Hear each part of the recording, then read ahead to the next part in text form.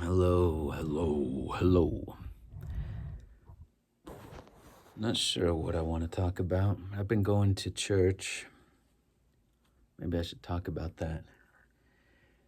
Um, Man, there's just so many flavors of Christianity, so many denominations, and not sure what I want to say about it. In part, it's very well. Let me say some positive things here.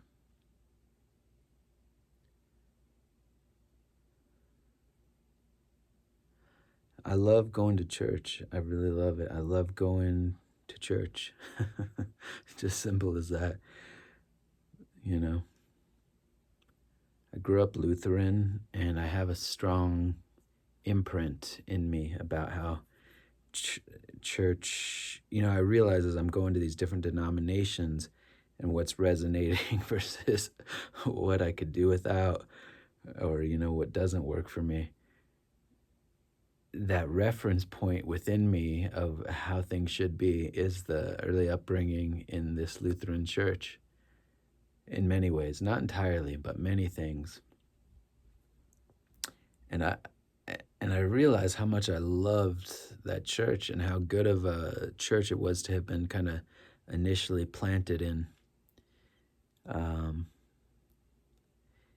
just because it's sort of a middle ground. The one I went to, sort of a middle. I haven't been to enough Lutheran churches to make any universal claims here. I've been to a few, but the one I went to, I've been to many different denominations, just not enough Lutheran to make any big Lutheran generalizations. But having been to a number of denominations, I can say, and just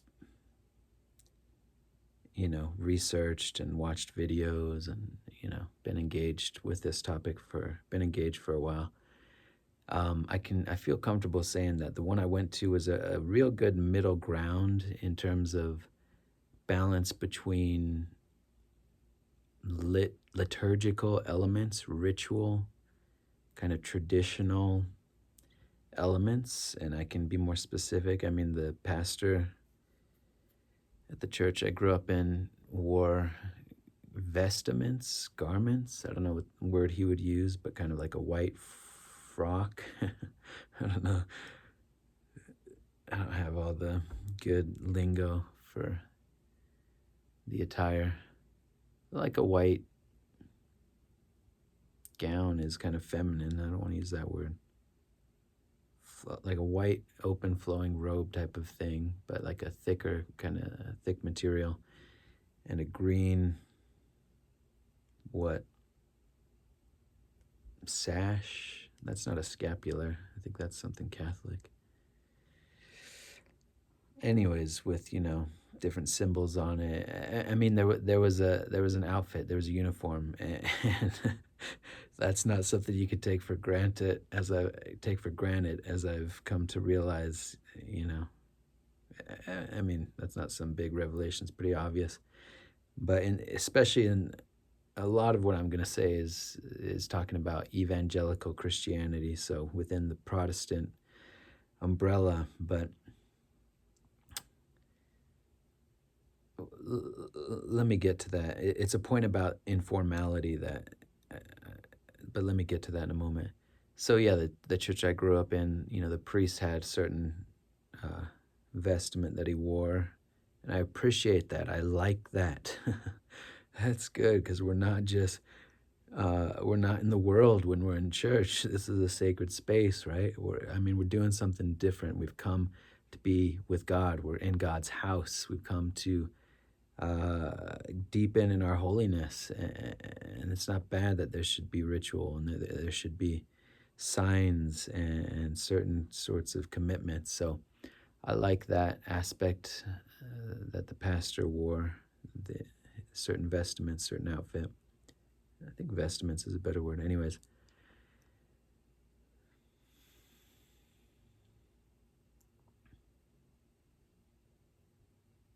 and certain just ritual elements. I don't remember everything from that. I've been back to that church since, and I think it's pretty similar to how it was.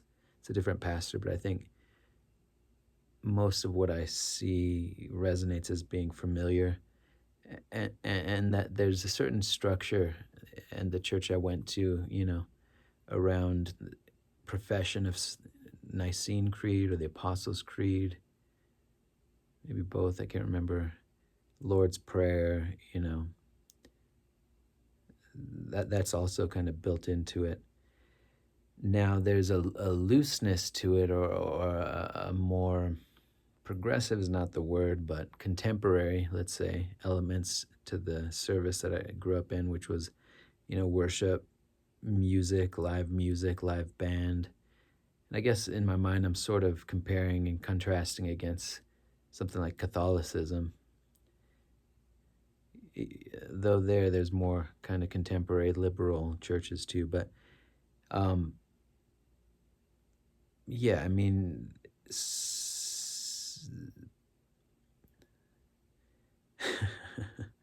having a flood of things I want to say all at once. But yeah, I mean, there was a band I actually played in it, memory serves, a few times, but a worship band, which is more of a Protestant and getting more into the kind of evangelical world. Um, that there would be live music, drums, guitar, etc. Now, music and worship music, that's as old as Christianity. So I'm not making a point about music, but just kind of the flavor of having a live band and that kind of thing was more contemporary. Um,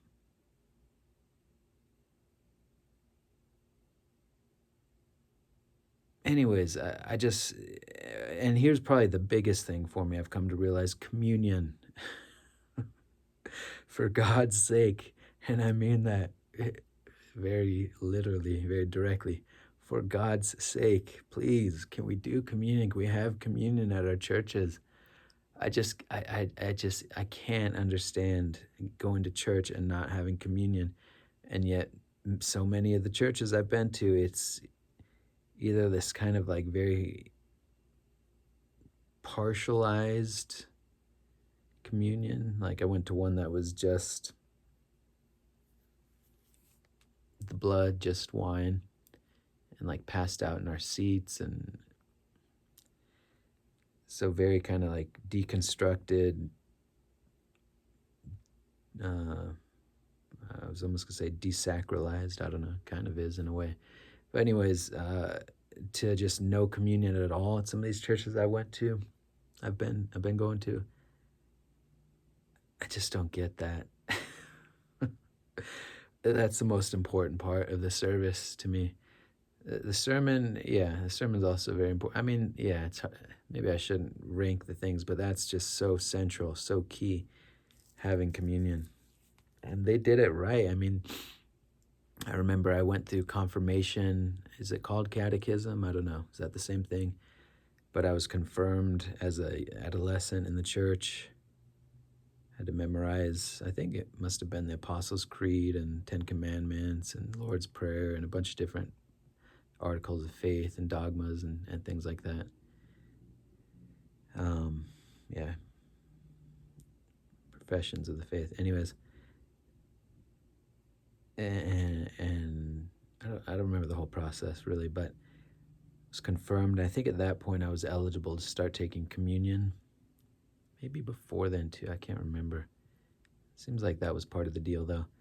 And that we would stand in a circle. I remember doing that. Maybe that was the confirmation communion that we did it that way. I don't remember.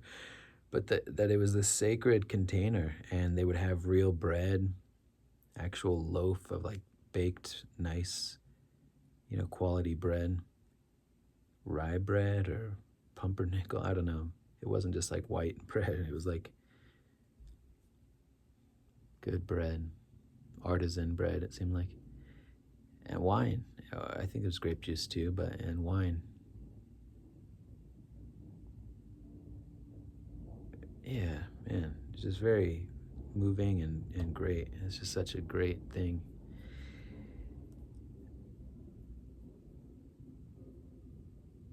And so, yeah, I've loved that at churches, but man, I went to a Lutheran church this past weekend. Well, let me get to that in a moment. But a lot of the churches, and it seems to be that there's so many out there that are kind of these almost like the equivalent of startup businesses, in the business world. There's so many of these startup churches out there that are non denominational, evangelical. Um,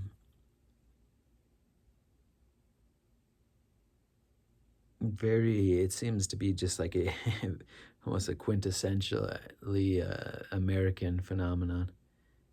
I don't know if I'm qualified to say something quite that that sweeping of a statement, but um, and in some of those that I've been to, it seems like communion is just not as big of a deal. So I, I don't know that I have any strong conclusions one way or the other. There's elements that I'm liking in a bunch of different places I've been to. Um, if I have any strong conclusions, I was going to say they're more the things that I don't like, but let me not say that quite so strongly. Um, yes, I mean, in the past, I don't know, let's say 5 months or so, the past year, I've been to just the gamut. I mean, throughout my life, I've maintained an interest in the sacred and in holy sites, and so I've been to a lot of different services, not just in Christianity, or in Christendom. But let's say the past year, I've spent time. I went to I think Russian Orthodox, maybe it's Greek Orthodox. I think it was Russian Orthodox church. Wow, that was a stunning service. Just aesthetically so pristine, so moving, so almost celestial. The architecture that went into the building is beautiful, and definitely sets a tone. Just kind of the high ceilings and the natural light that was there from the outside. It was pretty stunning too. Kind of the domes, cupolas. I don't know what the architectural term is, um,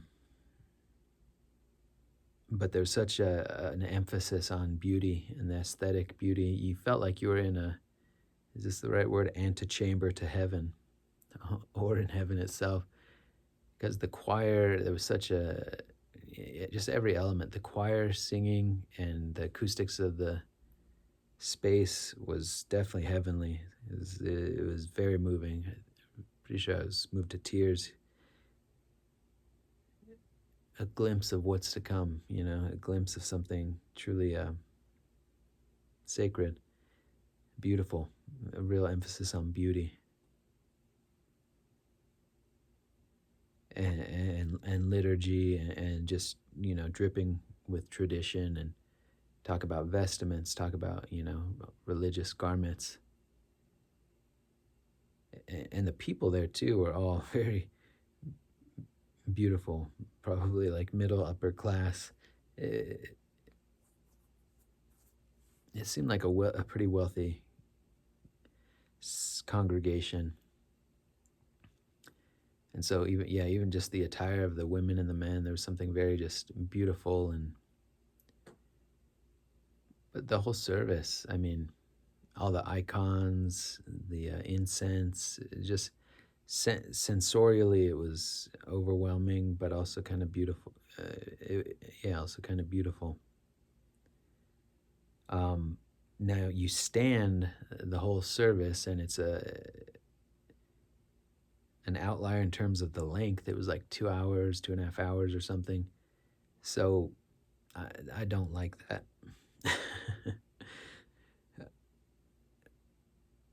Yeah, I don't love that. I mean, it keeps you engaged in it's a very different experience. And you can say there's like a sacrificial element to it, that you're going in and you're not just passively sitting down. It's like almost like not a penance, but a kind of religious sacrifice that you're making, just that, standing and for that length of time takes some commitment.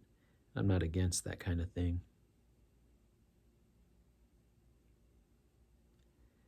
Um, I loved it. It was awesome. So many things about it were just awesome, amazing. People there were pretty nice. You cannot partake in communion unless you're part of the church, and I think that's a pretty lengthy process. I don't really know, but my guess. I think I've heard somebody say that, maybe months or a year. I don't know. I should look into that. I don't know if I will, but um, but they do pass out after everyone's taken communion. They do go around and pass out bread to visitors and newcomers, and so that's different. That was kind of nice, like an invitation to sort of partake in the Lord's Supper. Um, I left feeling good from that service. It was a holy experience. It wasn't, and I'll try to weave some of these themes together as I go. I'm just laying out kind of a broad picture here. That there's a dimension of politics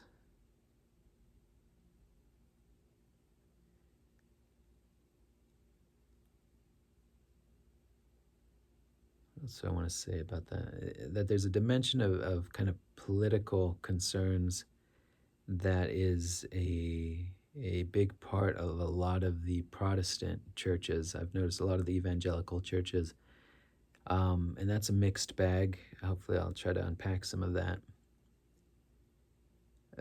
But that was not the impression at all in this space. It was like, no, we're here to worship God. This is a holy experience.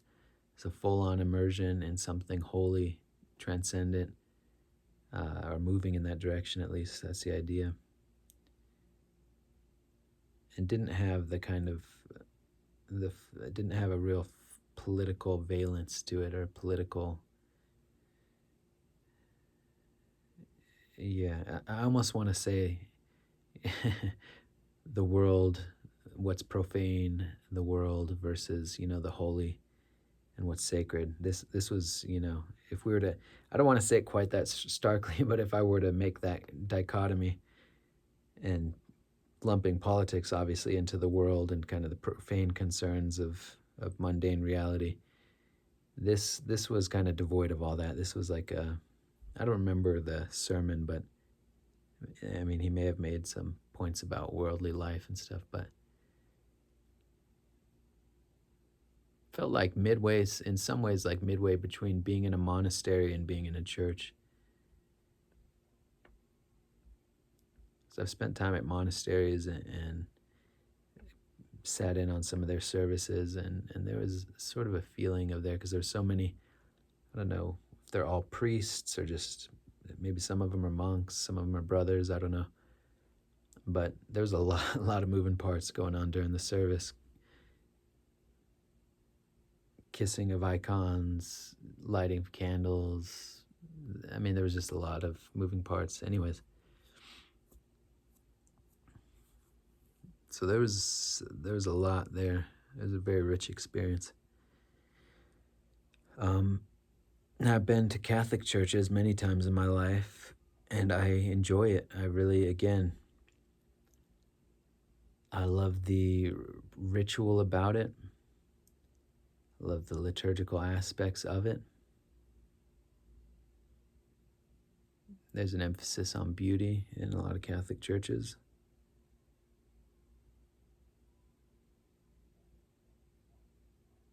Tradition. There's a lot that I like about the Catholic Church. A lot. There's a lot. There's a lot that I like.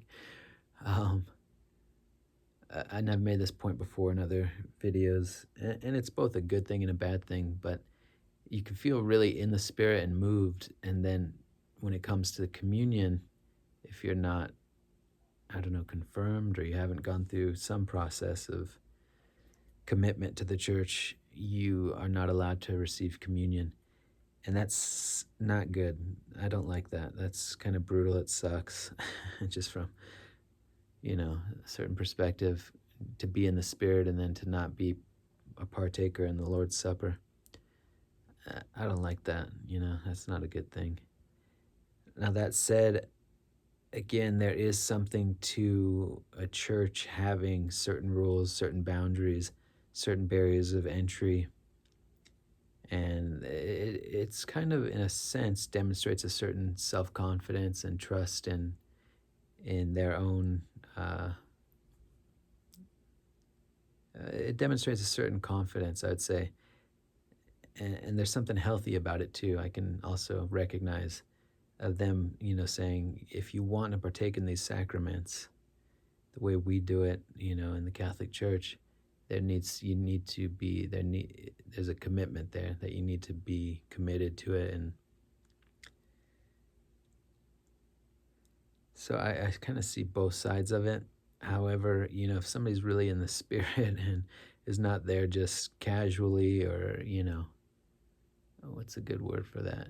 Recreationally, or just, I don't know, flippantly or something. But they're there in a sincere way and really partaking in the service. I don't know, it just feels wrong. Just doesn't feel right. I also don't love that it's wafers, you know. I get it because I think in Catholic Church, Catholic tradition, a lot of these churches are doing Mass and communion every day. So, bringing in bread, and I don't think you really get like individual little things of wine either. I think maybe you dip the wafer, from what I've seen, in the wine. Maybe you can drink out of the cup. I don't remember. But anyways, there's a lot that I like about Catholicism, and I could say a lot more about that actually. But now, having kind of said that, a lot of the churches I've been going to, and I've just been exploring, I've been giving myself the chance to explore. Most of them, a lot of them have been, let's say I went to a Baptist church, went to an Episcopalian church, which I understand is a branch of Anglicanism, the Anglican church, or related somehow. Maybe it's the same thing, I don't know. And I think just a lot of these non-denominational churches that are not really affiliated with a larger tradition, or that are really the kind of church that would say of itself that we're a Bible believing, Bible teaching church. You see the mark of Protestantism really strongly, as I understand it, the emphasis on sola scriptura, but very stripped of any kind of like traditional elements. Not that there's not like their own kind of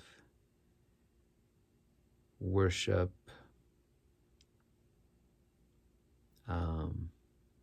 rhythm and schedule and way of doing things, but the types of churches where, I mean, people generally speaking in a church are dressed in respectful clothing, for guys, pants and button up shirt, and women, not bearing too much skin, hopefully, although that hasn't always been true.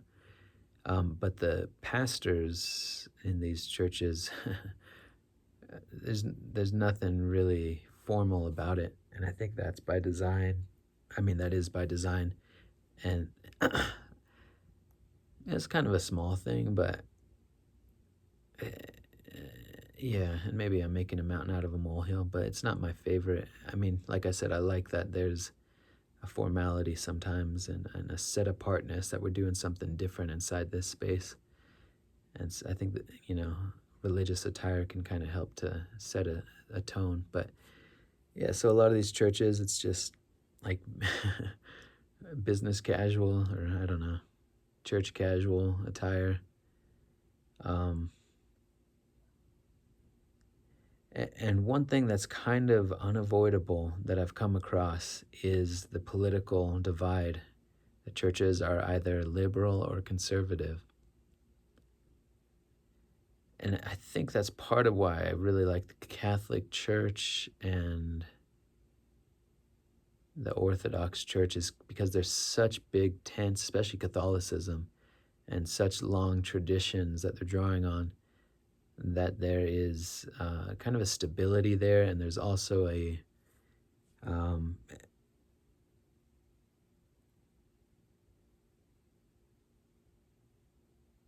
a uh, a groundedness in God, in Jesus, in the sacred, which is not to say, because obviously there are more liberal Catholic churches and more conservative Catholic churches, more liberal branches of Catholicism, movements within Catholicism, orders within Catholicism, and more conservative ones, that divide and that kind of political, those values definitely are reflected in Catholicism, but they're not supreme in the same way that I've seen in a lot of these other churches, where there is a very strong marriage of the political and the sacred, the political and the religious, political and the spiritual. In a lot of these churches, it's in both iterations, the kind of woke leftist, that's probably more offensive to me at this point in my life, I'll just be honest, and more repulsive.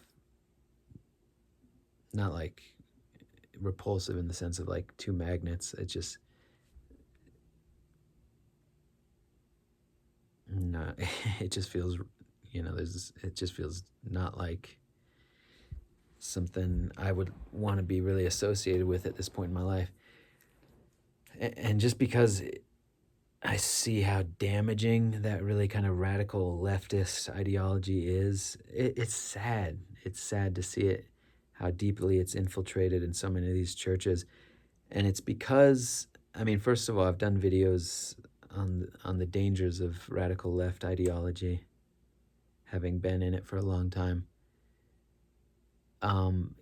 Part of what so sickens me about it and repulses me is because it's like a concession. It's placing the world above God, and it'd take me a long time to really articulate that. But in a simple way of saying it, it's like a secularization. It's like the world and all its values. The church is something different. Ideally, you're coming out of the world to go into the church, but the world is just so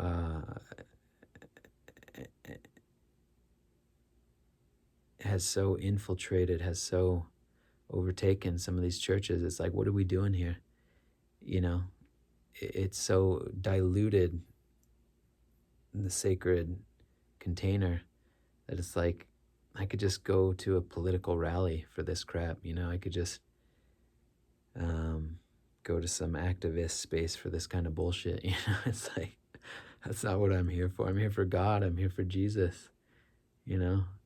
I'm here to, I don't know. I went to an Episcopal church and I just didn't know anything about it, and I should have done some more research about it, but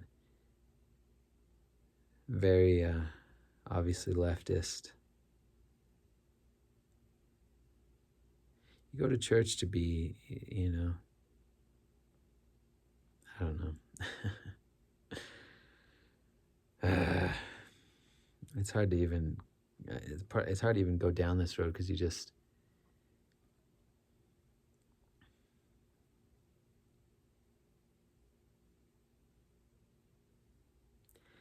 and it's kind of sad because the type of Lutheranism I grew up in, I went to a Lutheran church this past weekend, and almost everything about it I loved. It was very similar to the church I grew up in.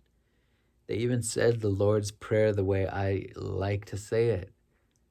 The kind of King James, Our Father who art in heaven, hallowed be thy name, thy kingdom come, Thy will be done on earth as it is in heaven. Give us this day our daily bread, and forgive us our trespasses as we forgive those who trespass against us. And lead us not into temptation, but deliver us from evil. For thine is the kingdom, and the power, and the glory, forever and ever. Amen. They said it that way. It's the only church I've been, even the church I grew up in no longer says it that way. So I loved that, man. Absolutely love that. Love that, love that, love that.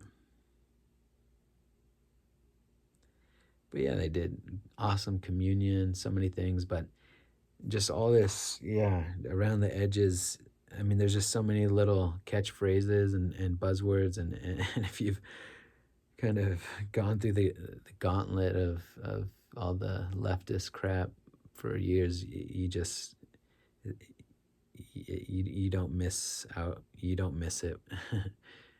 You don't miss it in terms of I don't miss being around it, but you also it's unmistakable. You know the kind of keywords and energy of it. And yeah, and there was just social justice, and there's a way in which you can pick and choose certain passages in the Bible to. And it's not because justice isn't a biblical thing. It is, of course, but it's like the church has acquiesced or kowtowed or deferred to the social justice, leftist social justice ideology, which is a kind of pseudo religion, secular, profane. It's such a lesser thing, and the churches just seem to have adopted all this with such reverence. Like, I'm trying to think of a good metaphor. I mean, what God offers, what Jesus offers, is the highest. And it's like they don't recognize that everything else is subsidiary to that, and they've kind of bent the knee to these ideologies that are corrupt and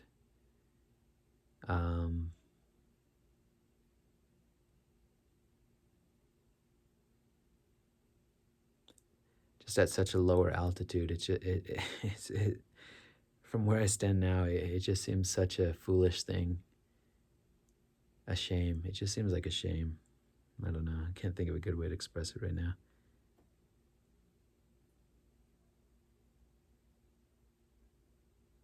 It's like you've got the full banquet and you're settling on fast food, I don't know. Anyways, or poison, even worse. So I don't love that, and I don't intend to go to that kind of a church. And there's all these, you have to kind of dig into it and go to the church's website. I mean, I picked up on it in the service, certain things. Yeah, again, it's a shame, but when you go to the website, for Lutherans, there's something called the ELCA, I think, Evangelical Lutheran Council Association. I don't know what it stands for, but and I come to find out is a very kind of liberal. There's a lot of kind of like woke social justice ideology in there.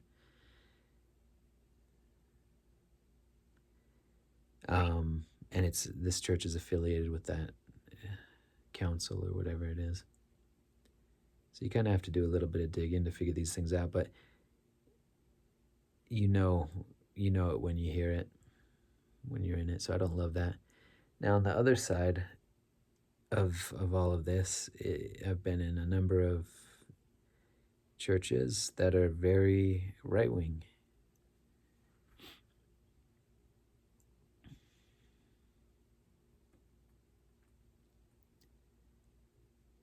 And there's a smugness on both sides that is just, I don't agree with. It's something I just don't like. Kind of smug assuredness. because you see people are identifying with their politics, and that's a lower altitude than your identity in God. It's just like, let's do something different while we're in here for 1 hour, guys. You know, you're letting the small self run the show. You're letting your political identity and your grievances and your righteousness and your confidence in a political worldview that you've been sold largely, that's been ratcheted up in our psyches by social media and the algorithm. And that's not God's message. Now, it's not to say that there aren't political implications. And I would never say that, you know, you want your spiritual practice, your church, whatever, to be able to speak into this world and to speak into a corrupt and a profane world, obviously. Obviously, of course. But when it feels like we're just in here doing political commentary with a kind of superficial glaze of Jesus, I don't know. It's just, I have a distaste for that. It's not. Now, that said, I've been thinking, you know, I guess I identify as an independent, you know, if we're going to talk about politics. And I've been thinking in my mind, I would say I'm definitely not a leftist, definitely not a Democrat. Or no, I would probably say it like this: I'm not a Republican, and I'm definitely not a Democrat. You know, I'd probably phrase it something like that. Because I think, you know, I want to just stay open, and I want to be open to being heterodox and not having things neatly fall into categories. But I think in general, I'm probably independent with maybe a more of a right, center right tendency on some issues. I don't know. Again, I don't. It's not. We're so obsessed with politics in this world and in this country, especially, that it's not a central part of my identity. You know, it's not where I draw my energy from, or my sense of, you know, the source of my life is not drawn from that. You know, it's just not. It's just not. So it saddens me, and I have an aversion towards it in the church, though, because it just seems like in this world of duality, we just have to fragment and we have to split. It's just like inevitable that it's going to be either one or the other, with the exception of something like Catholicism, which is such a big tent, and maybe the Orthodox community. Where there's, like I said, there's kind of more of a groundedness, and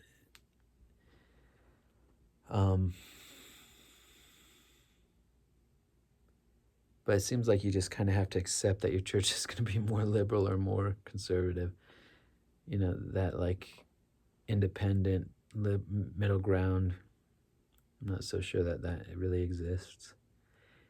And given that choice, I think I'd feel more comfortable, you know, for the most part, in a, given that I would have to choose, in a conservative church.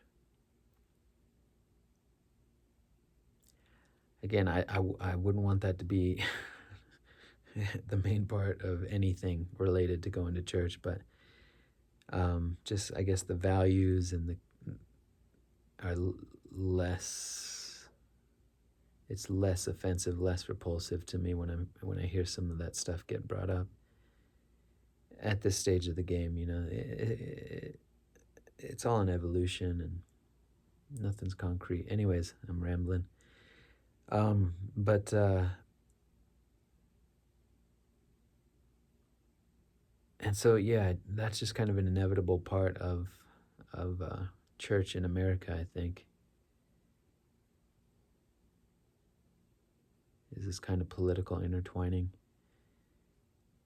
But I've seen it all, man. I've seen it all. Very conservative churches that are, I guess, probably somewhere not too far from, or maybe even explicitly would profess a kind of, what's the term? Christian nationalism, that kind of marriage of, I guess, the end game being theocracy.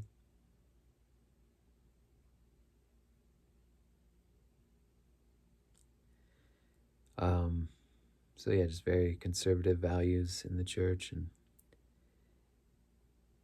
now, what I do like about a lot of these conservative churches is that they are Bible based, and you go in there, and some of them, like one I went to, I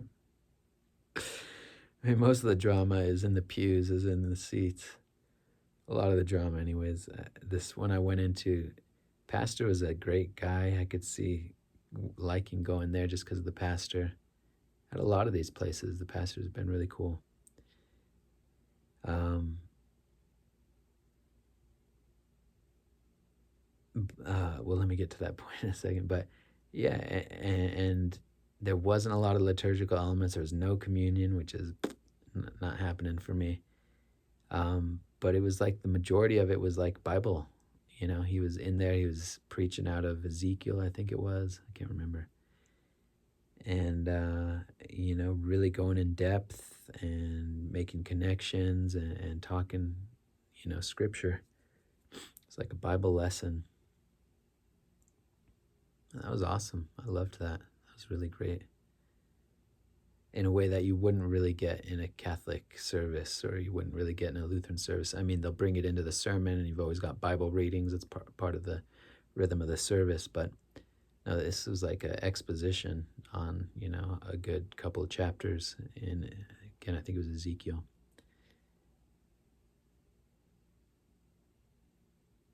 And that's great, man. I really liked that. A lot of the worship music, I'm not somebody who is in any way offended by that. I know that can be kind of a thing in traditional Catholic circles. Vatican II kind of liberalized certain things and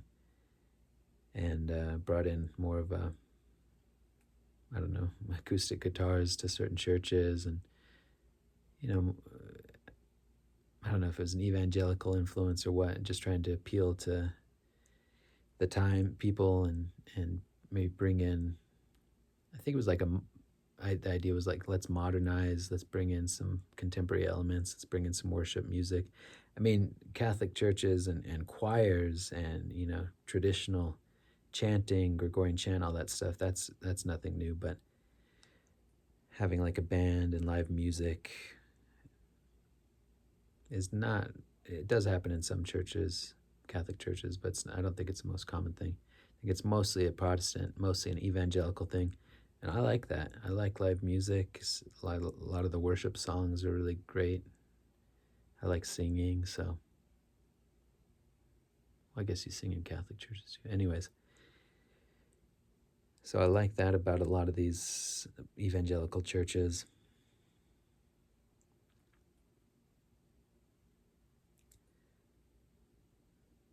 I was going to say, this one church, the pastor was just expounding on the Bible. The guy I was sitting next to, super flatulent, just like letting the farts fly, no shame about it, like physically readjusting his body, lifting up his leg. He was an old guy, and part of me had this like inner knowing of, I think he's probably got some kind of a condition. I don't think he would just be in there being so grotesque and rude. I think he's probably got some kind of a bowel thing going on, I hope.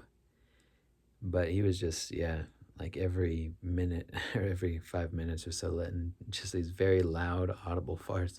Happened to sit right next to me, so I had to get up and move at one point during the service. That was like a nightmare. Also, you just get mobbed because there is this kind of, I don't know if groundedness is the word that is coming to mind. In denominations that have more of like a traditional heritage and grounding, there's a settledness among the congregation that can be kind of refreshing, especially if you're newly there. Um, there's just this kind of ambient level of collective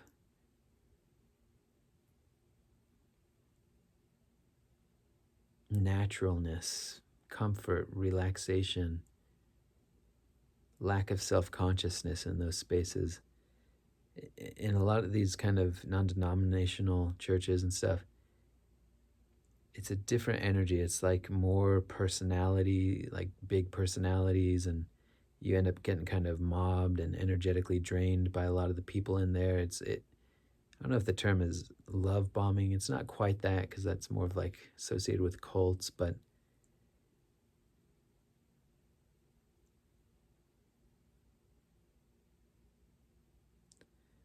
I'm somebody who's an introvert and I can get drained really easily. And yeah, you just end up getting kind of cornered by, I can't think of a good way to describe it, but energy vampires, I guess. You know,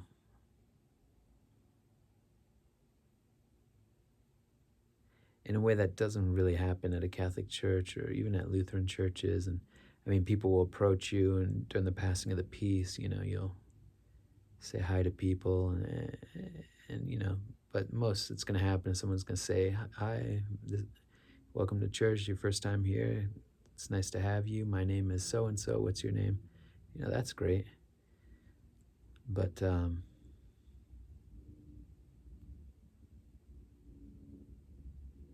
anyways, I can't think of a good way to describe it, but and that definitely happened at this church with the very gassy older gentleman. That's a big turnoff for me. I'm not there. I don't want to be self-conscious in church. I mean, I get it when you're new. There is some of that. It's almost like this feeling of insecurity somehow in some of these churches. You know, that you don't get in other churches, in some of these older traditions.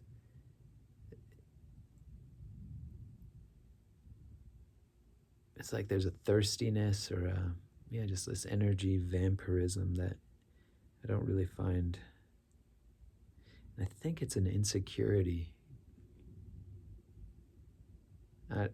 among the congregation or the parishioners or something. It's like they're looking for new blood or something. I don't know. Anyways, so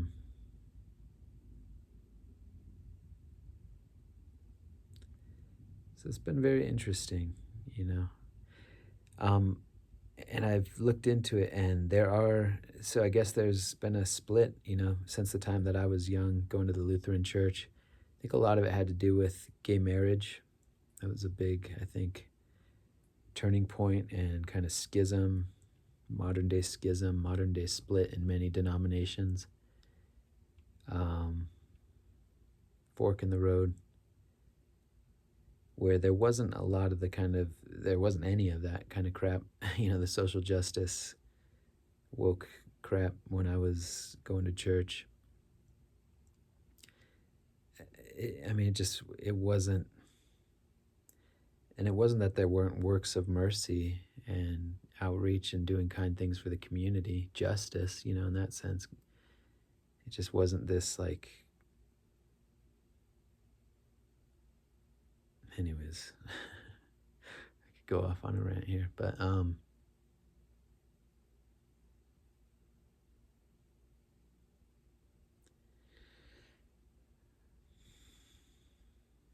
smug, arrogant, narcissistic, bunch of different words coming through. Anyways, but yeah, so I guess that must have been a big turning point. I don't know. I'm kind of just piecing things together here. But I looked into it, and there are other Lutheran churches that are on the more conservative side of it, so I'm interested to try that out. Keep asking the Lord, do you want me to become Catholic? And I don't know. Part of me thinks that, I don't know.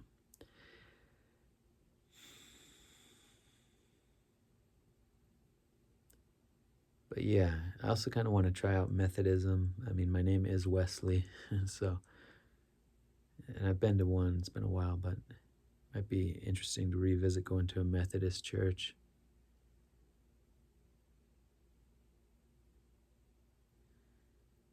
And